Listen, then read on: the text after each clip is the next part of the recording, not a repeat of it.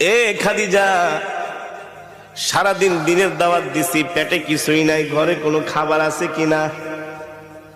আম্মাজান খাদিজা বলে, ওগো প্রিয় স্বামী, আমাদের ওই যে ছোট একটা বকরি আছে, শুধু ওই বকরি থেকে সন্ধ্যাবেলা এক পেয়ালা দুধ দহন করে আপনার জন্য রেখেছি।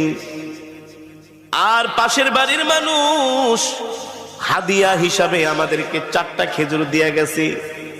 আমি 2টো খেজুর খেয়ে 2টো খেজুর আর এক পেয়ালা দুধ প্রিয় স্বামীর জন্য রেখে দিয়েছি। আপনাদের কাছে আমার প্রশ্ন, সারাদিন না খাওয়া মানুষের কি এক পেয়ালা দুধে কি পেট ভরে, তৃপ্তি মিঠে?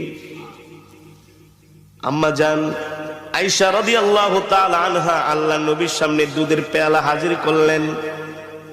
নবীজি অর্ধেকটুকুন দুধ খেয়ে অর্ধেকটুকুন দুধ আম্মা জানকে দিয়ে দিলেন।